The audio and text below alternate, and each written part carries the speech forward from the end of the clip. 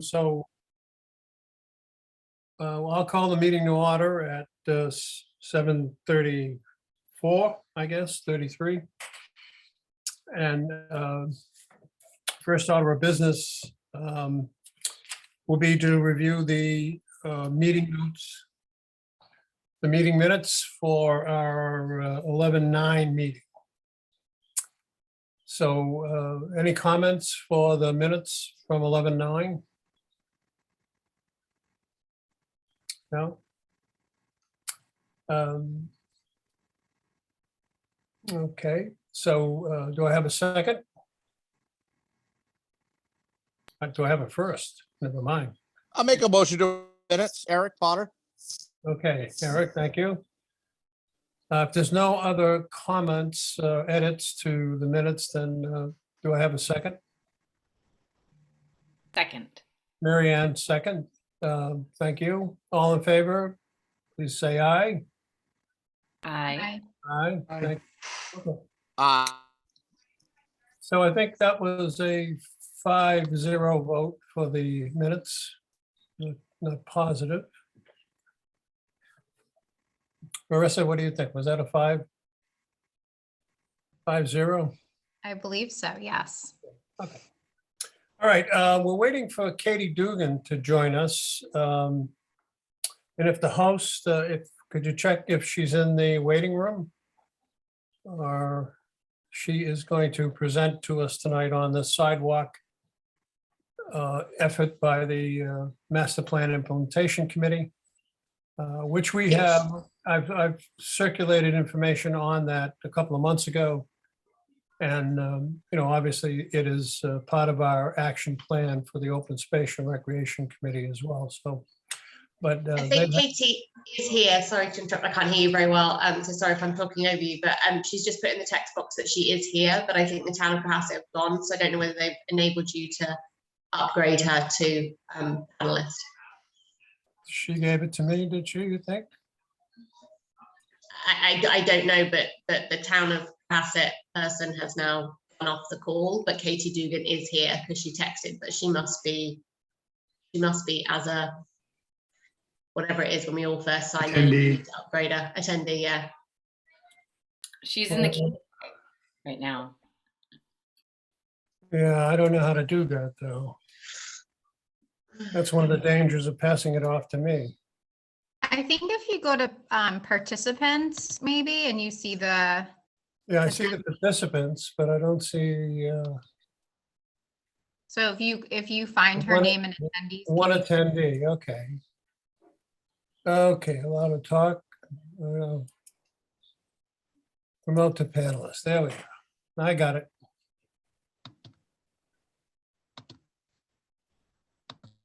Dangerous making me the administrator. And Peter, I think I'm going to challenge you with one more thing. Ah, Hold on, I might have the ability to share, but hello, my name is Katie Dugan. I'm chair of the Masterplan Implementation Committee, and I'm happy to be here this evening. So let me see if I can get my presentation shared. okay. Oh yeah, look at that. It's all Oh, you good. got it? Okay. All right, good. So, Great. so just as way of background, I think most of you know me or have seen me out and about town business, but I started my work on town committees actually as an elected school committee member. As a school committee member, we had a number of liaison assignments, and one of the ones that I was signed up for because I missed a meeting was to join the master plan effort. And so I actually spent 2017, 18, and part of 19 working on the master plan with a number of committees and citizens at large on that process. I rolled off school committee and finished the master plan, which was approved by the planning board in June of 2019. took a short break from community life and then was asked to move on to two committees, Masterplan Implementation Committee, and then also OPEB, which is our Post-Employment Benefits Committee. So those are the two committees I've been most active on. As Masterplan Implementation Committee, I've also been a member of the zoning bylaw working group, which was formed based on recommendations that we made about implementation priorities in the summer of 2020 to the planning board and to the select board. Last summer, we did an annual update on our first 5 priorities and unveiled the next 5 priorities. We called them year 2 plus priorities because we recognize that some of the implementation priorities that we had begun in year 1 were going to be multi-year. In many cases, the town is sort of bandwidth limited as it relates to both committee member volunteer time, but also staff time. And so we knew that we were going to have to phase in other initiatives as bandwidth, both at town hall and on committees, was made available. But one of the ones that we highlighted as a priority was related to pedestrian and bicycle connectivity. And so tonight's conversation is really hopefully going to be a dialogue.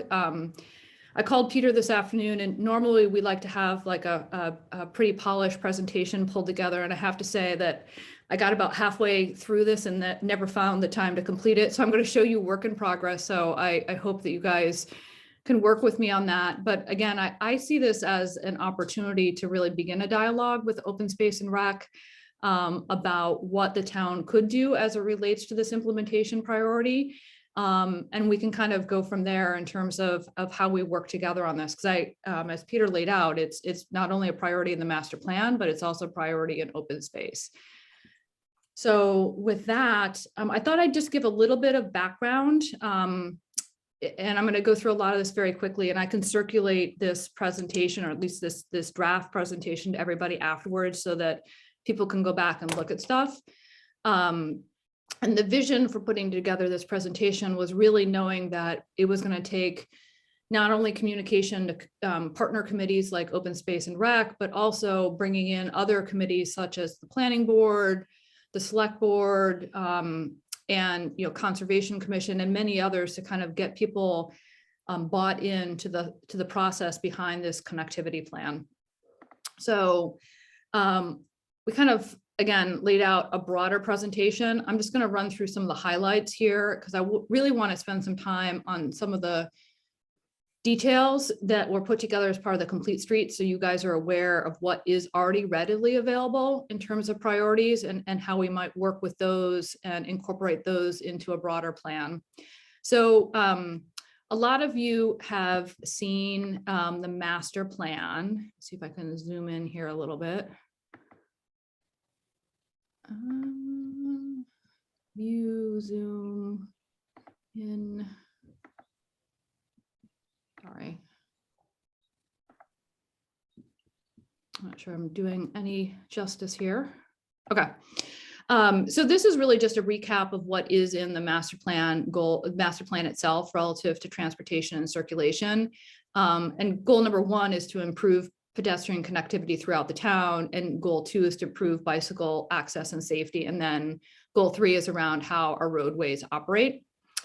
And then there's some specific ones that relate to safety and mobility on 3A, but also probably the 2 that most closely tie to what the Open Space and Rec plan is focused on is strategy 1.3, which is constructing pedestrian facilities in high traffic locations throughout the town. Your plan tends to modulate that connectivity to obviously open space or recreation. And then strategy 2.2, which is improving and connecting off-road multimodal facilities. So when we laid out the year 2 plus priority, what we talked to the planning board and the select board in July and August of this past year, or this year, was about laying out a sidewalk priorities and a better understanding around what the 3A improvements were going to be. And so there were 3 action steps that we laid out as part of this implementation priority. The first being making sure that we finalize the engineering and get the 3A South redesign and construction done, which is targeted for December of 2022 and January of 2023. And then to begin the process for a similar redesign and construction on 3A North, which currently is in sort of the 25% engineering phase, which once that's complete, we can get on the Transportation Improvement Program list, which is where you get state funding to actually do the construction. And the 3A South and 3A North, in particular, 3A North is an important roadway improvement because any of the work that's done by the state, it has to address multimodal. So it actually will address pedestrian, but probably more importantly to us, bicycle and roadway safety issues, so that there is the potential of connectivity from Lower King Street all the way through to the MBA TA train station, but also to Wampatuck and the rail trail.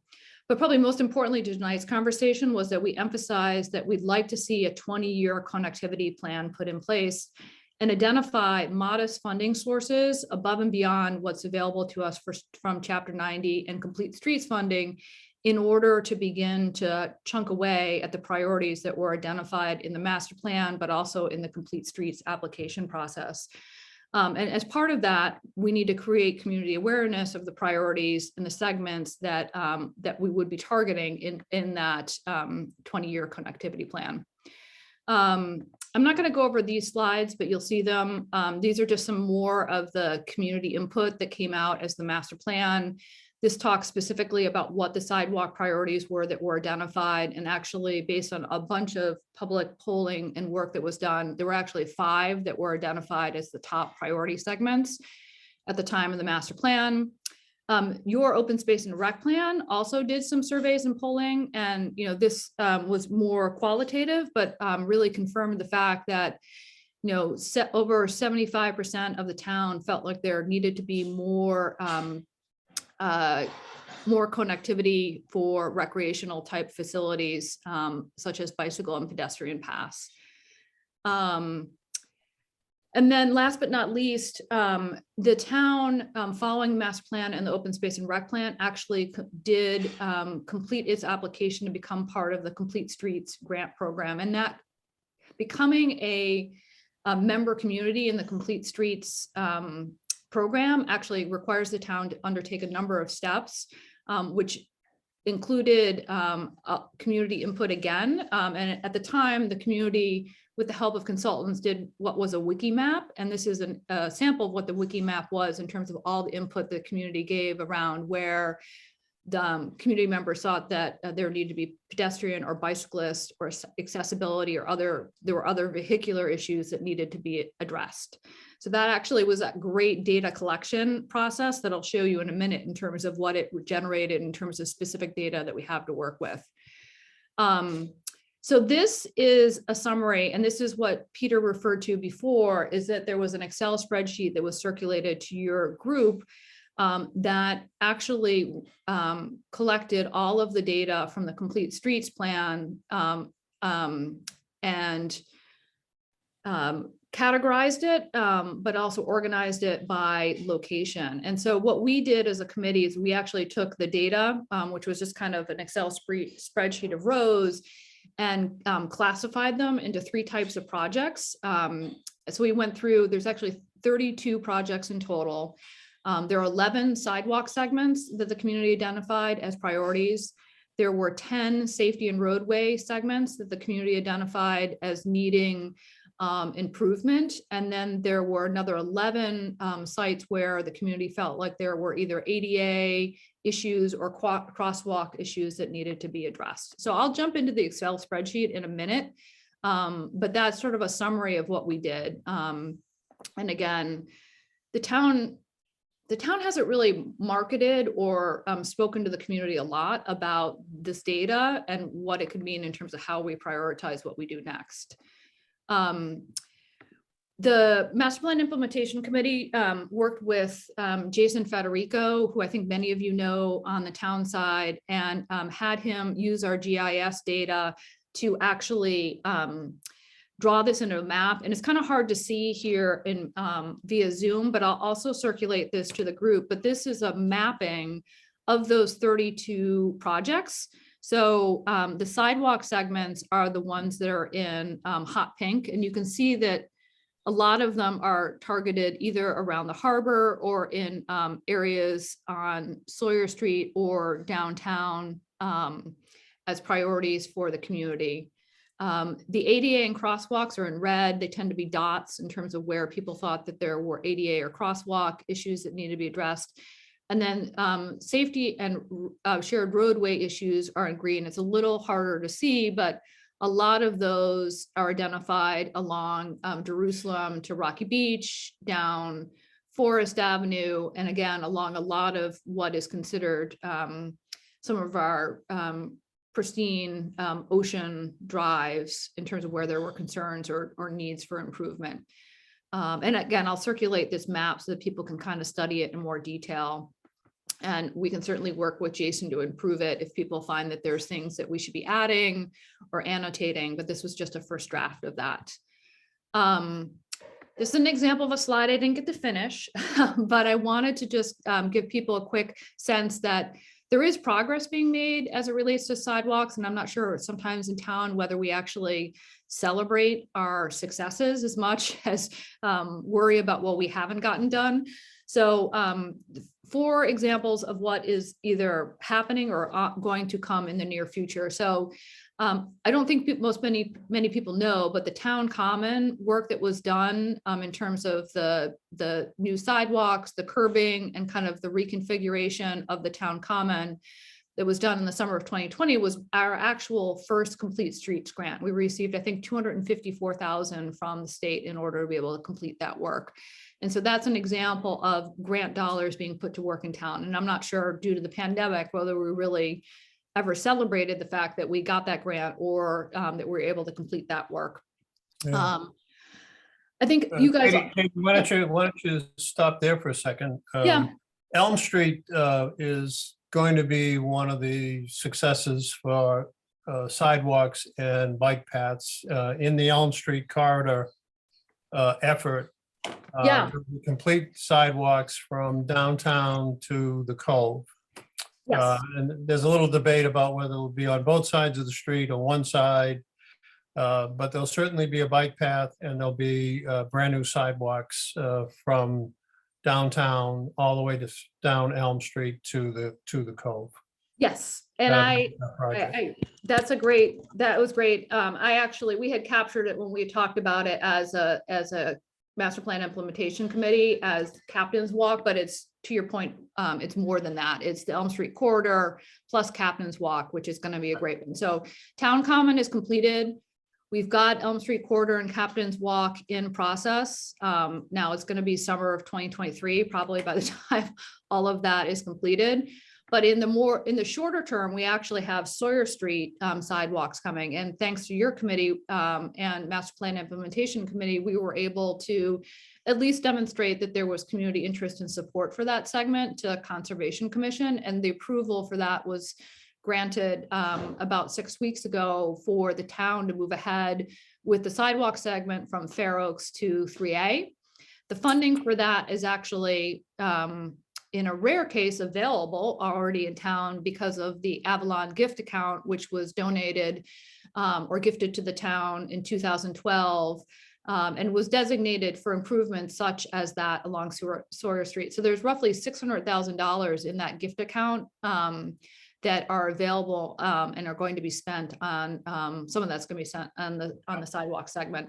We actually participated in the discussions for that, and were successful in having them recognize that the tree inventory along the Sawyer Street sidewalk effort needed to be paid attention to and replaced. Yeah. So we try to be active in that way. We did the same with the Elm Street corridor, by the way. Okay. They hadn't really considered the tree replacement. They were taking a lot of trees out, but they hadn't. And I was successful in having them add that to their plan. Yeah. So, And we're making a difference, little by little. We are little by little. And then last but not least, the 3A South Corridor, when it's undergoes its construction in early 2023, is also going to have a complete redesign, which includes sidewalks and biking facilities. So that would be from the corner of Beechwood all the way to Bailey Turner in Situate. So maybe not necessarily highly trafficked, but there are certainly, I'm sure, people that would like the option to be able to come down Beach Street and be able to walk to certain aspects of the 3A business district there. So that is also going to be part of that redesign. So those are sort of four success stories, one of which is completed, two of which are, three of which are pending. But we are beginning to make some progress as a community on connectivity. It's not complete. The last thing I want to say before I just sort of hop over to the spreadsheet is, what are the funding strategies that we have to date? We have funds received. I referred to the $254,000 that came in via Complete Streets.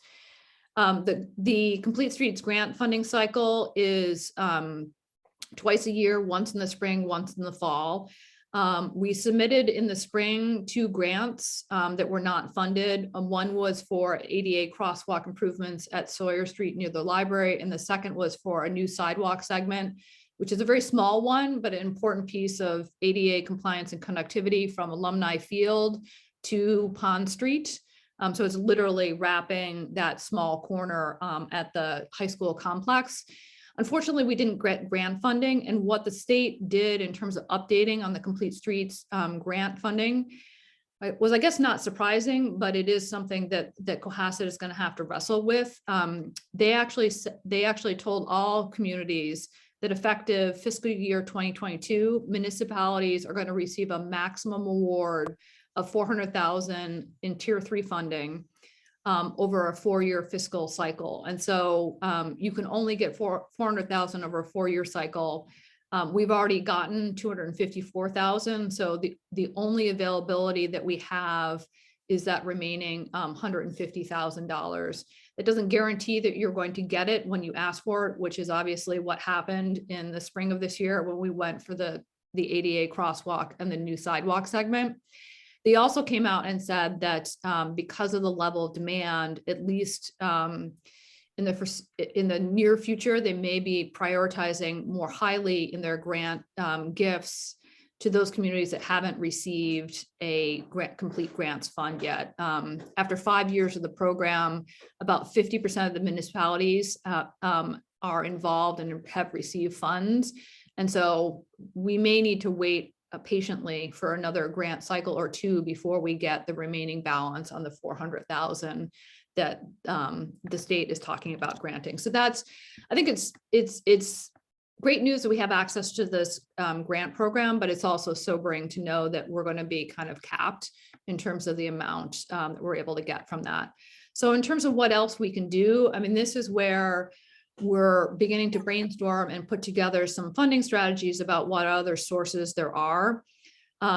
Certainly we can do some work, and this is where I think partnering with the planning board will be important around what are the possibilities in terms of mitigation or gift agreements when it comes to impact of usually commercial development on Cohasset.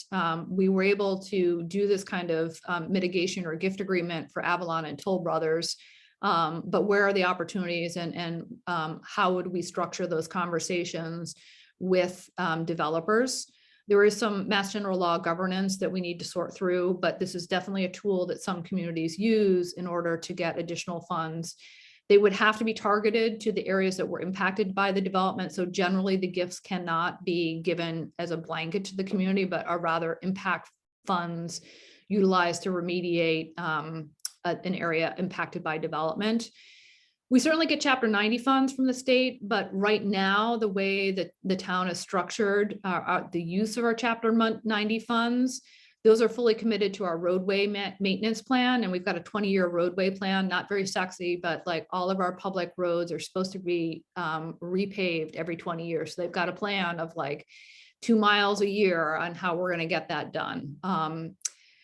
And then last but not least, we're looking into a shared streets program as a potential that we'd like to see if there's an opportunity to apply for additional grants in addition to complete streets. And then we need to look internally to the town at free cash and capital budget as to what funds we would be able to make available to our community. So in terms of next steps, I mean, we're really in the input and idea gathering phase. You guys are our first stop in terms of that conversation. We would like to have conversations with public safety and the town manager in January, and then begin to sort of more broaden the conversation to the planning board, select board, and potentially capital budget. We know that there's some refinement that we need to do around the mapping. I'll show you in a minute how we've begun some cost estimates that we need to work on with Brian Joyce. And we certainly need to spend more time with Don Pyatt on the finance side to kind of see if we can craft a financial policy that we could bring to the town, requesting that they fund on an annual basis into a sidewalk sidewalk stabilization fund that could accrue over multiple years in order to give us the financial boost in addition to the grant programs. So that's kind of the process that we've gone through. I'm going to pause here and ask for input and questions, see what people's thoughts are. Any questions? Come on, folks. No questions, just to say thank you. I think we need more sidewalks in this town, and we need them desperately, and we need more bike paths. And I think only the last 2 years have shown us that we need it even more. So anything we can do to kind of get this moving along is great. The whole circuit of the school district, where the elementary schools, the primary school, the elementary school, and the high school are full of bike riders every day. And the sailing club in downtown attract bicyclists all summer long. And during the school period, there's bicycles everywhere. So a combination of bike paths and more adequate sidewalking is desperately needed. Yeah. Katie, I was wondering about, my name is Marianne Weatherall. Nice to meet you, and thanks for presenting this. I'd never seen this before, so it was very interesting to me. I thought it was very well done, and I'd love to see the breakdown of 32 projects. Yeah, I'll bring that up next. I was wondering what you were talking about. Is there a way for private funding?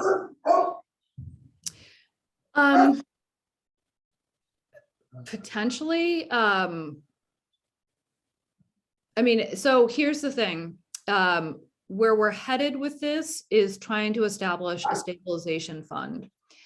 And the reason for establishing a stabilization fund is that it acts more like a savings account where you deposit funds and they accumulate, versus the way that we normally operate our town budget, which is more like a checking account where you sort of are you depositing an amount and then you're withdrawing throughout the year, but there's not a balance that gets transferred from one fiscal year to the next. So by establishing a stabilization fund as kind of one of the core principles, you could begin to make deposits that are segregated from a town accounting perspective.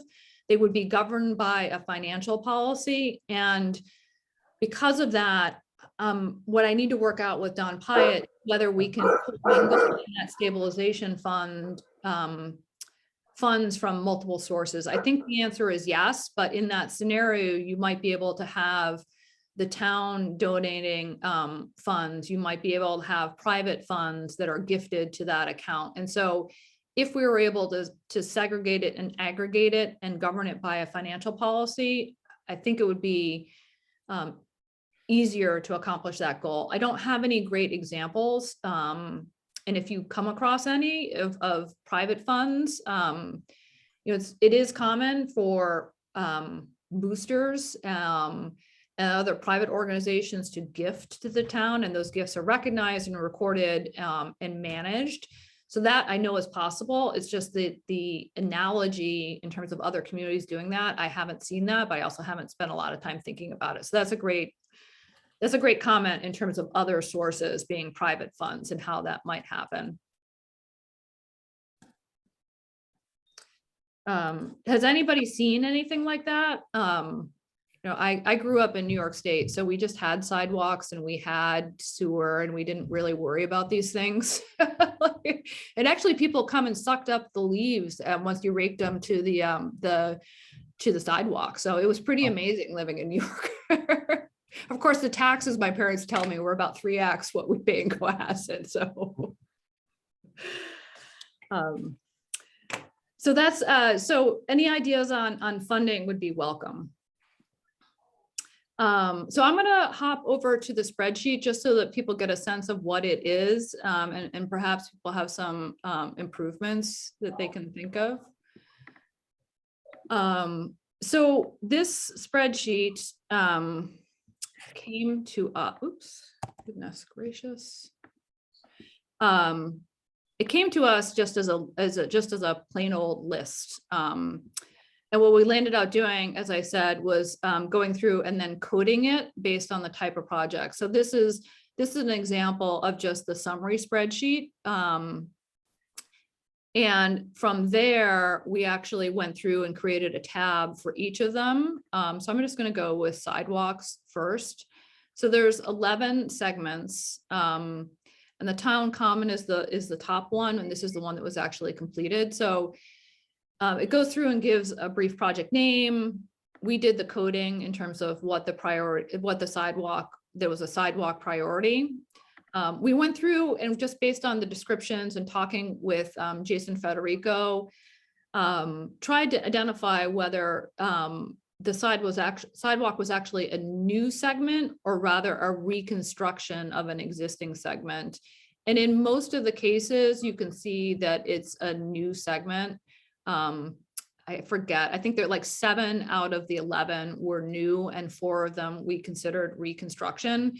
And the only reason we did that was just to know how much is kind of additive versus what is actually just perhaps an improvement and a redesign of existing. And then there was a pretty detailed project description that was developed. And just to remind everyone, each of these 32 segments was based on public forum input, but also that wiki map that the community filled out over the summer of 2019 in order to complete the Complete Streets grant process. And there was also some town input in terms of things that we knew we needed to fix from an ADA and crosswalk perspective. So this is the project description.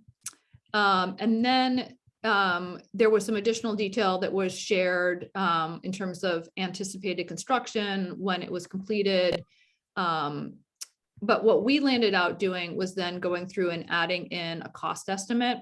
So we landed out going through on each of these. And again, this is what we need to refine with Brian Joyce and Jason Federico, is we looked at the number of linear square feet that were in the project, because generally sidewalks cost anywhere between $300 to $600 for a linear foot versus a street, like a quarter mile, depending on the level of construction.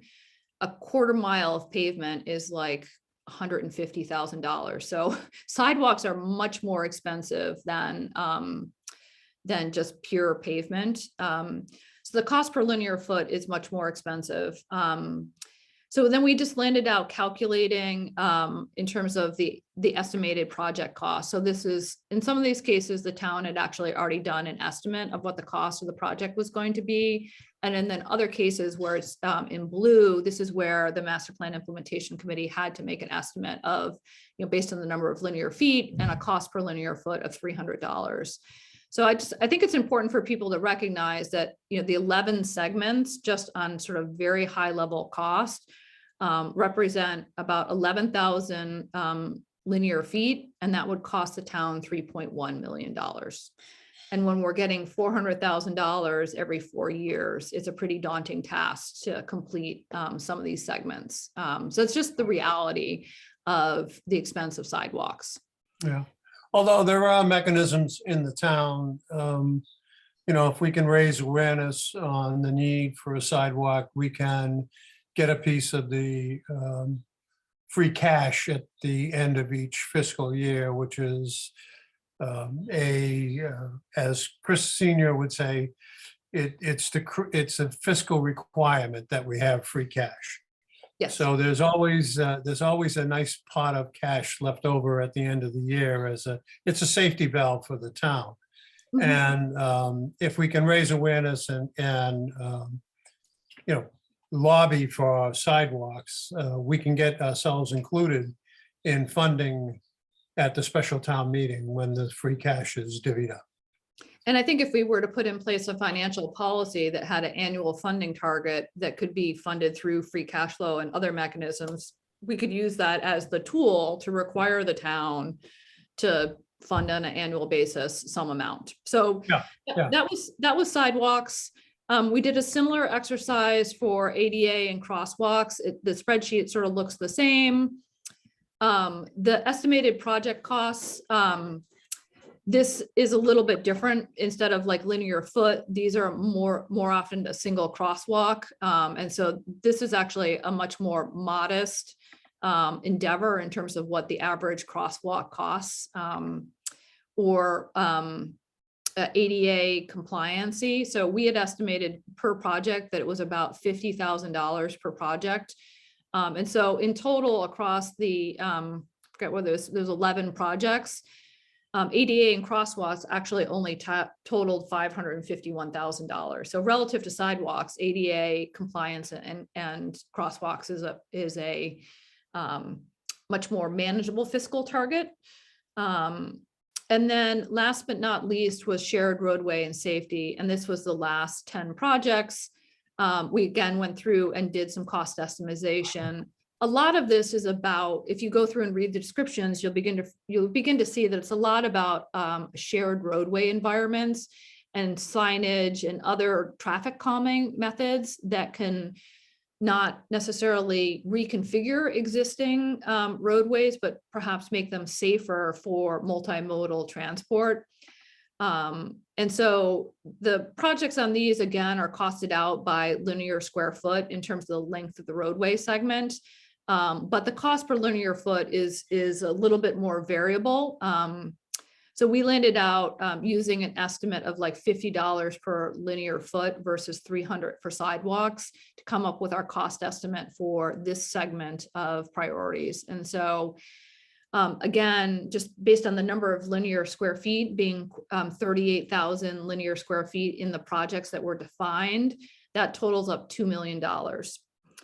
So if you go back to the summary page, what we did was just begin to sort of think about a little bit about what does this all cost in total. So let me see if I can make this a little bit bigger for those of you at home. Okay, so we had ADA and crosswalks at 551,000. We had safety and shared roadways at 2 million, and we had sidewalks at 3.1 million. That's a total of $5.7 million for the 32 projects. We then began to do just a little bit of noodling that, let's say the town contributed $100,000 per year, which would be awesome, but I'm not sure whether we'll get there, at least initially. If we got another 100,000 from Complete Streets per annum, how long would it take us to actually get $5.7 million of projects done? And the answer is 29 years. So, you know, what the example I like to make now is that we started OPEB about 8 years ago. yep, And, you know, there was zero funding, and currently there is a fiscal plan to fund $70 million of OPEB. yeah, The trust fund is at 5 million, but the town is putting $350,000 a year, has found a way to put $350,000 a year into that against the 70 million nut. So I think if we combine, the open space and rec with the, master plan implementation committee, maybe have the joint letter, make a joint presentation to to the select board, there's no reason that we can't describe an ongoing program Yep. and get a share of the free cash every year that's higher than 200,000. 250,000 would cut that 29 years in more than half. Yeah, when I And modeled get it down to really within our lifetime. it. Yeah, I mean, if you took the town up to 150 per year and you kept complete streets at 100, it went from 29 to 23. And again, you Well, can. I'm thinking bigger terms than that. Yeah. I think for something like this that enhances the value of the town and certainly helps us to ensure the safety of our children is worth as much as the OPEB is. And it's more realistic too. I mean, the OPEB is will it happen someday? Will the town go, the OPEB is all about, will the town go bankrupt at some point? Well, Okay. and and that's not like- it's also tied up in wacky discount rates too. Yeah, well, whatever. It's all insurance. But this is real. This is real time attractiveness of the town and safety for the inhabitants of the town. So I think that's a doable project. I think we can get a fiscal plan established. And again, you have the beginnings of it with the fund. And if we get the mechanism to put money into that fund, we can shorten that down to maybe 10 or 12 years. Yeah. 15 years. And then that's much more attractive project. Peter, I'm just trying to follow along. What's OPAD? If you could just. So OPEB, sure, I'm on. Other pension and liability fund is what it is for the cost of medical care after retirement. Yeah. For pensioners. So it's a liability that the town has based on our town retirees, both town employees and teachers for their healthcare costs. I'm on that committee. It's a liability that's on the balance sheet of the town. It's required under GASB to be put on all municipal balance sheets. It's a crushing number. Yeah, You don't actually. That GASB pronouncement came about 5 or 6 years ago. You don't Something. actually have to. You actually, almost all communities are doing a pay as you go. So we actually are maintaining our liability by paying out the required medical insurance costs of our retirees. So it's not like we're in arrears, but the problem is that the rate of increase of healthcare costs makes it a significant liability when you look at it over. It's the life expectancy liability of retirees for medical care.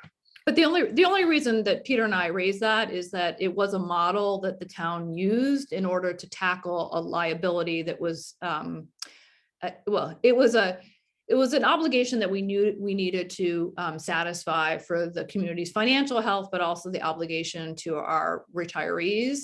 And we figured out a way to put in place a funding plan to tackle it. And the funding plan goes out, 30 plus years. And so while Peter's arguing for, less than 30, it's a model that we can use both in terms of financial policy, but also a stabilization fund, and argue that model's work for us on OPEB. Could we do something similar for connectivity and sidewalks? Right, exactly. Yeah. And they'll be, after a $70 million conversation, 5.7 seems really reasonable. Cakewalk. Do that with one hand tied behind my back. Yeah, I will say that these numbers, these cost estimates are very preliminary. And one of the next steps that we need to take as a committee is to sit down with Jason and Brian and really hammer through all of that. But, again, it's the math is in the ballpark, just for you guys to have a sense of what this might cost the community and sort of understand, what we're getting in terms of complete streets grants. In terms of Chapter 90 funds, we get $250,000 to $350,000 per year from that grant. And that's like that Chapter 90 program has been around for years and years and years. But right now that's fully committed to roadway maintenance and the roadway plan. So I don't think we're going to be able to hive off there. But the town throws in 150,000 a year to that as well. They do. And that was exactly the point I was going to make, is that they've topped off, just like they've topped off the Chapter 90 funds with town cash flow. I think we can make the same argument that on top of the Complete Streets grant program, we need the town to financially commit Exactly. a financial topper. Well, in I'm order- ready to join in with you to campaign that. Yeah, so that's kind of the conversation I wanted to have. I actually need to hop in a couple minutes over to a select board meeting at Wilcott Commons. Peter, it's in person. Good Yep. Lord. I know. So, but I'm happy to come back and continue these conversations and show refined work. But for me, I would love to see our two committees work together on this to really, co-present and co-wrangle perhaps some other committees in order to get their support. Yeah, I'm all for that. Okay. All right, no wrangling required. No wrangling of your committee required. Maybe some wrangling of some other committees, but Yeah, that's okay. but I can help with that as well. Yeah. Can you tell us more? It looked like Hingham has been doing a lot of street projects lately, particularly on 3A. Is this similar to what you're presenting for like the repair to improve our 3A? They seem to be putting a lot of connectivity and mobility for people to cross through it. Is this Yeah. similar? I don't know if it's, I don't know if 228, I don't think 228 is state. I'm not sure. 3A is definitely state. And so all of the state programs now have there's a couple design templates is my understanding, but all of them require you to have components as it relates to pedestrian, components that relate to bicycle, components that relate to overall roadway safety. There is, and I have copies of it, the current draft plan for the 3A South segment.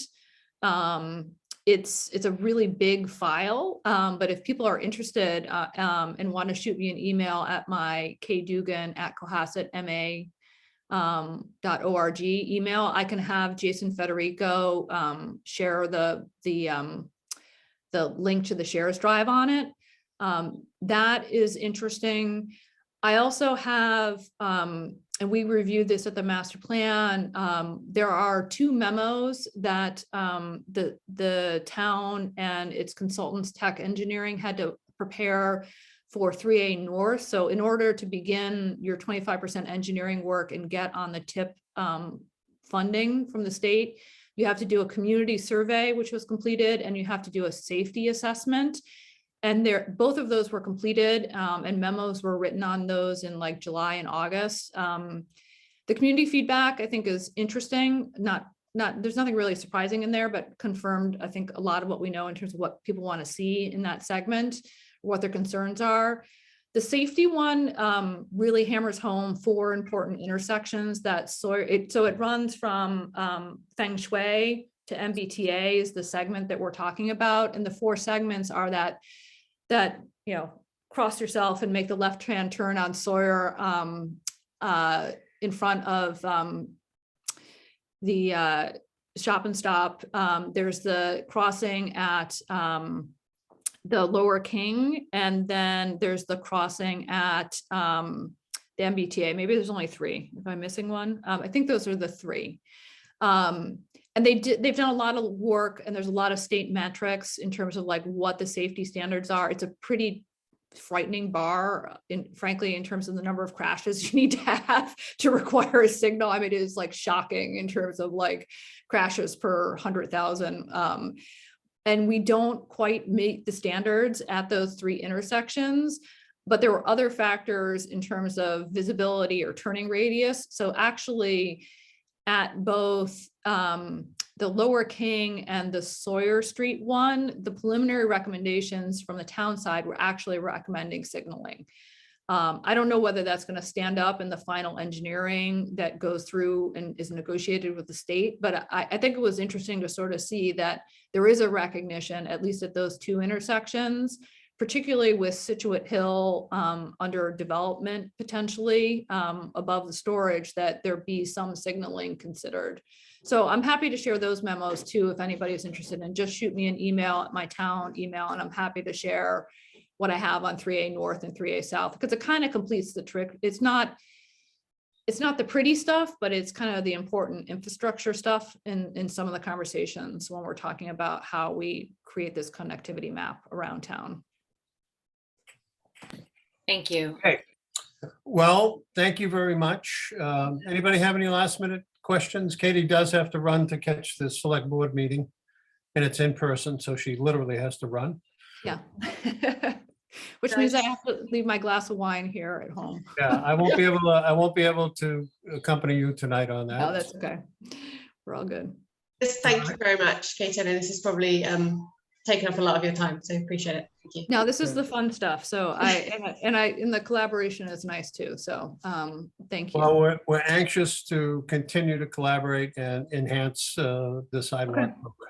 Well, I think for now, I mean, just using you guys as a sounding board on work product is going to be helpful. And, you know, to the extent that we get some of these meetings set with Chief Quigley and Chris Senior, I'll certainly make your board aware of it. I actually have a good reminder to me. I was supposed to arrange to have them at our January meeting, so I'm making a little note. So if I get that done and get them to our January Master Plan Implementation Committee, you guys are always welcome to join and listen to those conversations. Right. So I'll keep Peter in the loop about our agendas, and you can decide whether you'd like to join in and listen. Great. All right, thank you very much, Katie. It was a very good discussion. All right, thanks, guys. All right, Thank see you you. in town. See you Bye-bye. soon in town. Okay. That was a very good discussion. And I think there's a lot for us to do to get involved in that project and see if we can move it along. I'm still looking for one more member, an at-large member.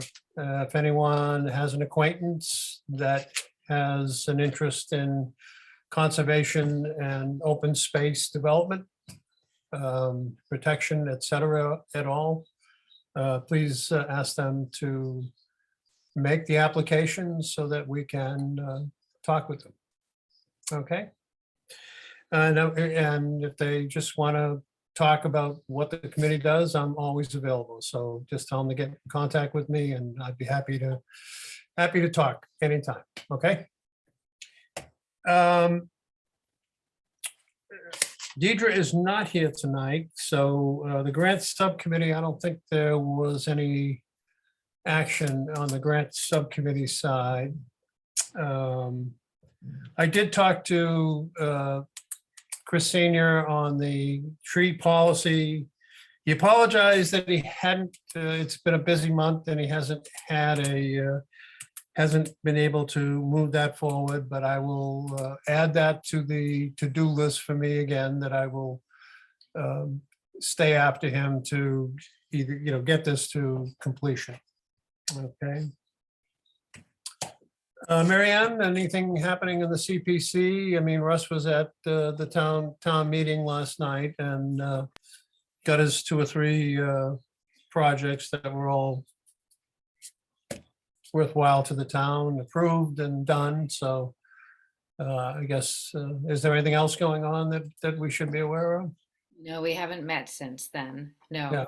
Okay, because, and one of the interesting ones was, and it wasn't, it was initiated by the CPC committee, was to acquire a seaworthy wheelchair to give people with mobility issues access to Sandy Beach. And apparently this wheelchair will go over it's got pneumatic wheels. It will go over the sand, and it's immersible in the water.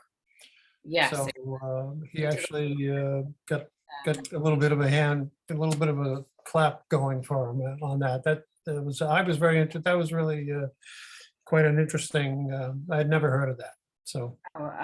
Sorry, I may have missed that, but we did talk about that in the CPC meetings, and Yeah. it was well received. It's about $5,000 or $4,000. That was 3,200, but But anyway, it was passed and but I just thought that was a great initiative to do. Certainly in keeping with open space and Rex desires to have ADA compliant things everywhere. Yeah, it's a very good one. It was It was an easy off the shelf kind of thing. It was nice. yeah, I think we're ordering it from Amazon, to be honest. Okay, good. Well, that's why we have committees, because, the brain power is dispersed nicely. So Hobbit Committee, I was at a meeting for the Hobbit Committee at 4:00. So the discussion today was about climate resiliency. And the town is going to have a climate summit group. So it's going to pull together all of the stakeholders in the town who want to talk about climate change and everything. And Tom Bell was the technical person who talked to the issues. He had a number of very nicely done maps where he could show the effects of different levels of tide essentially Elm Street and the Elms Meadow there. I mean, not the Elms Meadow, but the meadow behind the sewer plant. All in there would be inundated with I think a foot rise in sea level. There could be as much as 5 feet of water where the new condominium project is being built, and along into the marsh area behind the Legion, et cetera, would be 5 or 6 feet of water in all of those areas if we didn't remediate some way. And it's doable with seawalls and enhanced seawalling, et cetera. So it's not an impossible task, but it will be a task to continue. So that was the discussion. And I will stay in the loop on that because that's something I'm very interested in naturally. And I'll keep you posted on that. Marissa, I think, obviously Katie is the Masterplan Implementation Committee Chair, and we've had had a lot of her time. Anything from the committee meetings that?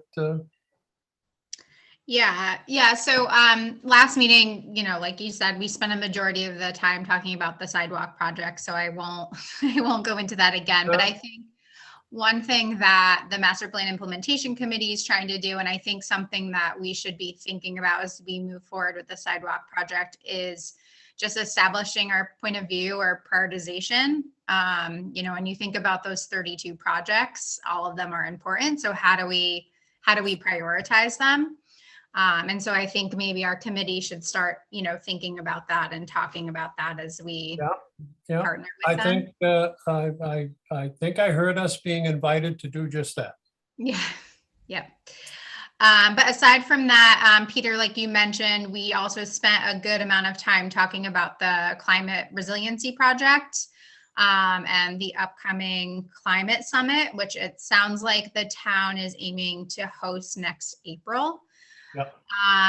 And as part of that, I think the way that Katie was kind of envisioning master plan involvement is to kind of oversee the climate resiliency project. But I think open space and recreation would be one of the main stakeholders in that, and one of the main drivers when you think about who's sitting at the table kind of moving that project forward.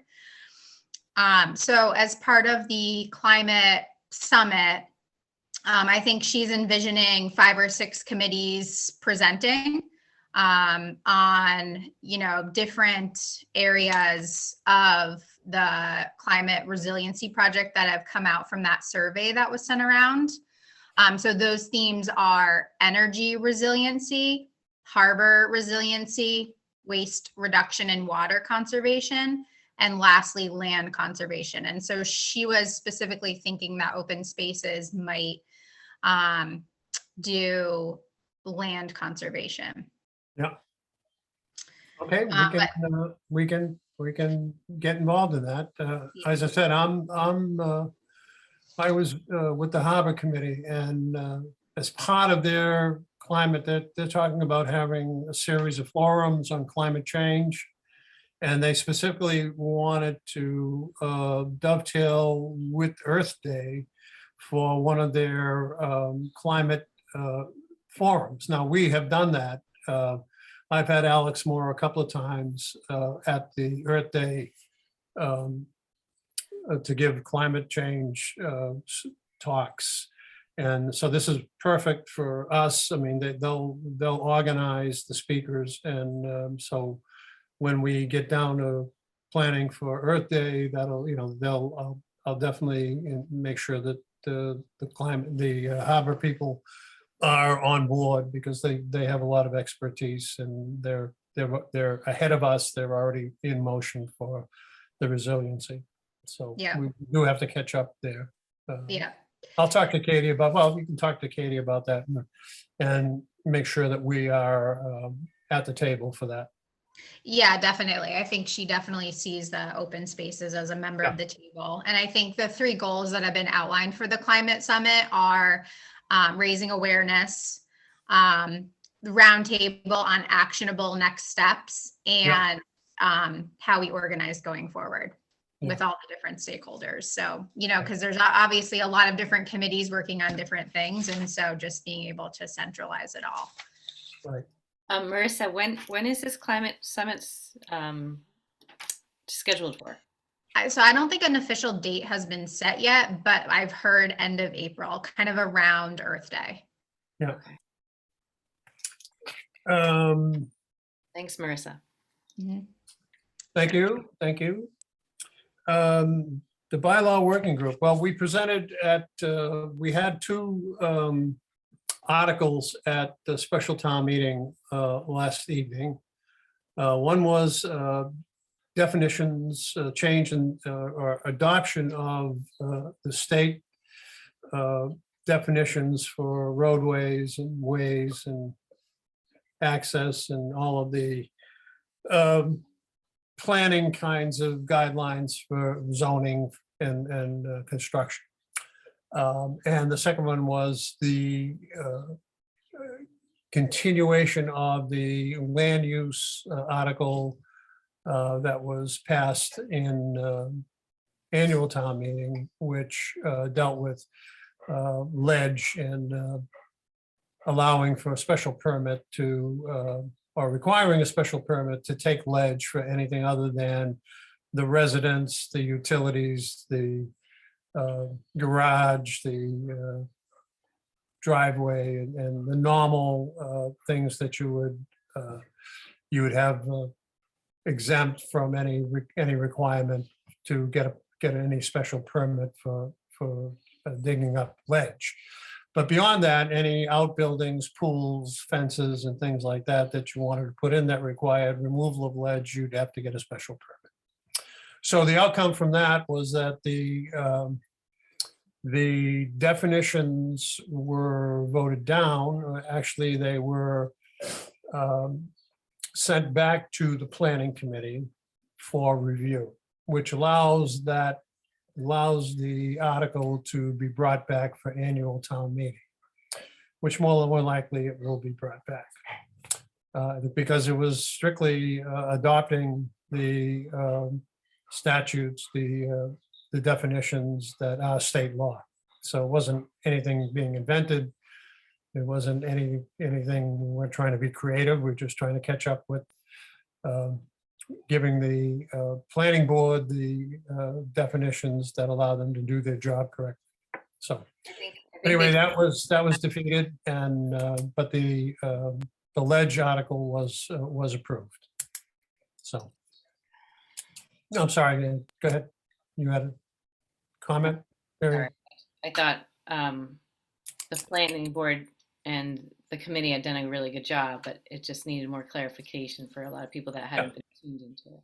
Yeah, it was a no, I mean, it was, no contest. It seemed like the vocal people at the meeting carried the day, and we'll just go back and have more information sessions, and we'll do our work and hopefully get a better reception next time. So again, it's just adopting the definitions from the state. So that's the update on that. We do have a slate of articles that, not a long slate. And there was a little confusion last night because there were a couple of things in the articles. One was getting funding for a consultant to help us organize the bylaw, the review of the bylaws. And it was confusing to people whether, well, why are you bringing bylaws if you're going to get a consultant? Well, the answer to that is, well, the consultant isn't dealing with the content of the bylaws. That's up to the bylaw committee and the planning board, et cetera, and the board of selectmen. The consultant is to help us with the process, to help us to organize the meetings, to get the communication right so that people understand what we're trying to do. So that was another sticky point that had to get explained last night. So that's my update from the bylaw working group. The open space inventory, we'll skip that for tonight. Earth Day, I will start gathering folks for Earth Day in January. Get the application done once we settle on what the scope of the project will be. I've had, again, the Hobbit Committee has said that they want to make a presentation around Earth Day, so we'll dial them in. And there's a couple of other stakeholders that have mentioned that they want to be involved in the Earth Day, and we'll reach out to all of the other groups that participated last year as well.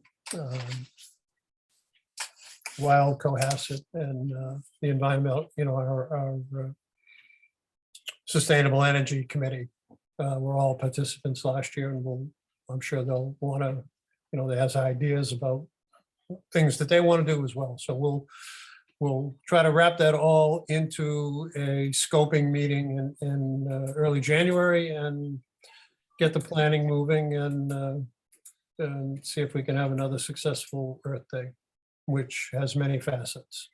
Okay. Just so you're aware, Peter, Just One Bag, which obviously we set up as a non-profit, and this year we're going to be hosting a South Shore Eco Fest at the very end of April on the 29th in the evening, which will have a bunch of sustainable stalls, and Untold Brewing are doing a beer garden, and we'll have some food trucks and lots of recycled activities for the children. So there will be that happening at the end of April, probably about a week after Earth Day happens. Okay. I wasn't aware of that. All right, so we'll talk about that and how we coordinate both efforts. Yeah, we've met with the events committee, and so we've already put in our application for it because it's being done under the non-profit part of, Just One Bag is a non-profit, so it's being done under that, and so that will go through, and then we'll meet with the select board and make a presentation, and get everything. So we've already got sponsors on board, so that will be there. And so that'll be under, what is the non-profit? Just One Bag 2020. One Bag, so okay. Just One Bag 2020, yes. Okay. So that's just another like an event in Cohasset. So we have Earth Day that we can put together. Yep. And then we can attend the Just One Bag fantastic festival. Okay. Exactly. So it's a South Shore Eco Fest, and it'll be wider than Cohasset. It'll be like for people all across. So we'll have like Hingham Net Zero will be there talking about what they're doing, and we can get ideas. It'll be a great opportunity for the town to communicate what they're doing as well. But we'll also have lots of local sustainable businesses. So it's not competing or anything. It's just we'll be able to be in conjunction. Or, as Marianne says, just another event in Cohasset. Well, I don't think so, but it's great. I think it sounds like it's going to be. Sounds like it's going to be a great event. like a very Okay, that's all I have for tonight. Anybody have additional things they want to discuss? Did you know anything about the field study on the fields and what's the status on that? That was one of the discussions last night. The booster group for the Little League lights was successful in getting a vote to recommend to the select board that they accept funding from the group to put lights up. So it's up to the select board to decide what they are going to do with that. Now, I'm the separate. vote was a recommendation to do the lights. In relation to that, there is a study group. As a matter of fact, I need to talk to Chris Senior about that and see if how we can participate in that. Because we should have a member on that group, okay? Yes. I think we can participate in that. I think it's funded, but it hasn't begun. Mhm. I'm not exactly sure where it is. It's certainly, if it's started at all, it's just in its infancy. So that's on my get with Chris and discuss list. Okay. Yeah. It was Okay. good to So know we are, I did have another conversation with Chris about trees, all the trees that were down on municipal property. Oh, good. And he said they are trying to get the stakeholders together to have a meeting to form a plan. They don't have a plan right now, what exactly they're going to do, but they're talking about, they have recognized they need to do something about all the trees that came down. And my voice was, the something you need to do is replace them. So I'll stay on that one. Thanks. Okay. Anything else? Again, yeah, I think we should be on that study group that's looking at recreational space. It'll probably be a consultant with with the support group, but I think we should be on the inside of that, not on the outside. But we're nowhere at the moment. So we'll work on that. Any other items that anybody wants to clarify, discuss, bring up? Let me just ask Marissa and Mary Ann, how are your liaison assignments going? Are you having fun? You finding them interesting, or? The PC is good. It's a lot of reading and research, but it's in addition to other volunteer activities, it's just another thing I have to do, and it's interesting. I like I like it. Thank you. Okay. Thank you. That's what I wanted to find out, if you were happy. Marissa? Yeah, same. I definitely think that the master plan implementation committee has a lot of things going on. But fortunately, Katie is so organized that it makes it easy. She And I think is organized. She's the most organized person I have ever met. yeah. So that her meetings are very well run. And so that's been great. Yeah. Well, that's Imagine great. Go ahead, Eric. I'm sorry. No, I'm sorry. I don't have my video sometimes at my house, and I'm relegated to my house right now. Unfortunately, due to a little bit of a slip and fall. But it's amazing when I see Katie at her presentation. I mean, just think of the time that has been put into all those spreadsheets and all the. I mean, it's staggering. I work with her on the bylaw working group, and It's the amazing. The amount of documentation she produces is unbelievable. I'm hard pressed to keep up with reading it, never mind producing it. It's really, and the good thing about it is with all these subcommittees that she presents to, like ours right here, it's really broken down, because oftentimes information can be fed to you in a paragraph form, or a lot of times, for us, we need to see it in that bullet, presentation and kind of parsed out so that the highlights are given to us, and it just comes through that way. Yeah. And I just applaud her and everybody that does that, because I mean, geez, every town needs somebody or a group of people helping in that way, because it really is impressive. I mean, it's amazing. Yeah, well, she's the driving force. I mean, we've got a strong group, but she's the driver. Anyway, well, thank you. Take care. So I'm glad to hear that you find it interesting. I'm involved because I find it interesting. So that's good news. Okay, anybody got anything else to want to contribute tonight? If not, then I'll take a motion to adjourn. So moved. So moved by Eric, a second. Marianne. Marianne seconds. Thank you all for your time tonight. It was a good discussion, and we'll see you in January. Have a Merry Christmas. Bye. Merry Christmas, happy holidays, guys. Great Bye-bye. New Year. Christmas, happy holidays, everybody. Holidays. See you in Okay. 2022. All right. Take care, everybody. Good night.